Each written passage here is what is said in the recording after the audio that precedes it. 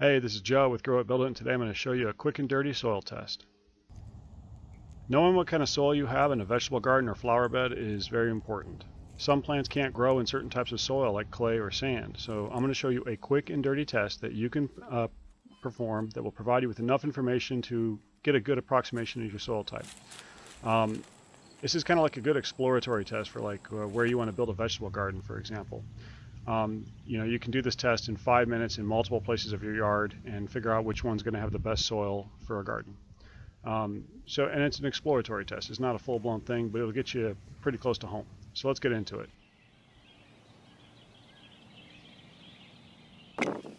Okay, the materials needed for this two-part test are a tape measure, some kind of a shovel or a trowel, and a water bottle. I like a spray water bottle because you need to be able to control how much water you are using.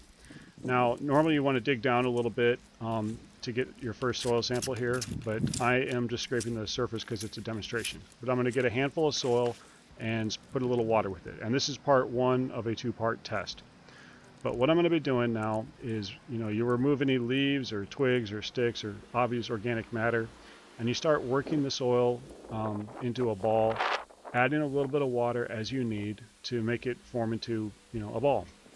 And if you find any pebbles or large, rocks or anything, remove those and compensate it for soil if you need to. The consistency you're going for on this is kind of like Play-Doh or silly putty. And what you'll do is you just work it back and forth like kneading dough.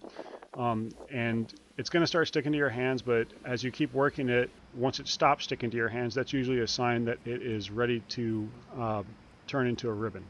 And that's what this test is a ribbon test. So you see how I'm forming it in my hands right now.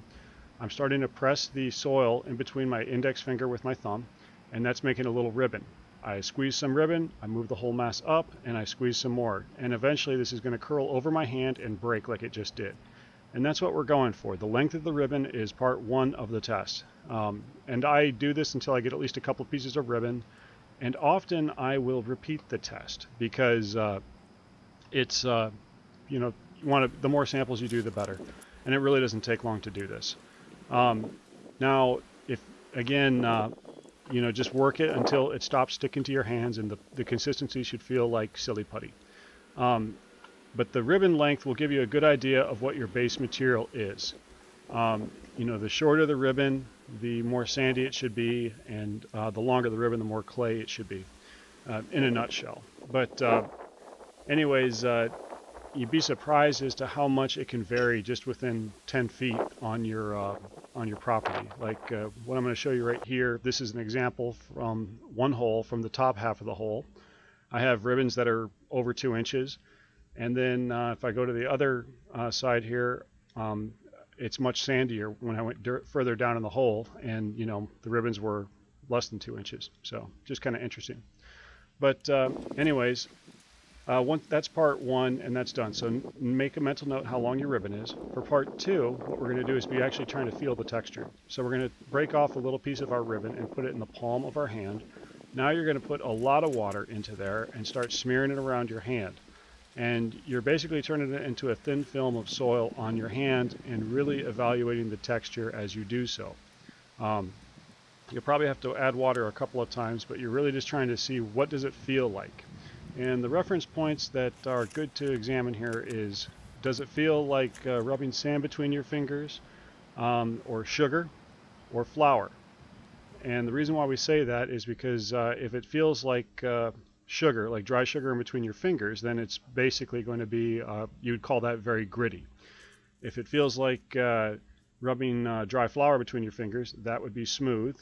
And if not one of those feels or touches dominates, then it's neither.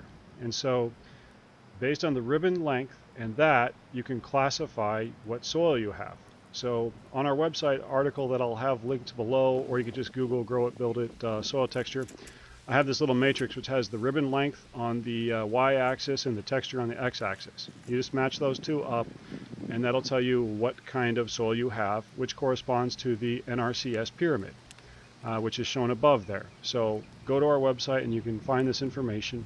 I'll put links down below.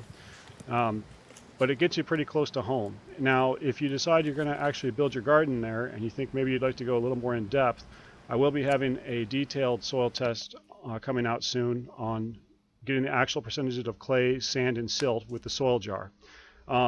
This is an exploratory test, though, for you to use, and it can provide you quite a bit of information. Now, if you're interested, you should check out some other stuff that we have on soil building and soil testing, from making your own compost to drainage. So thank you guys very much.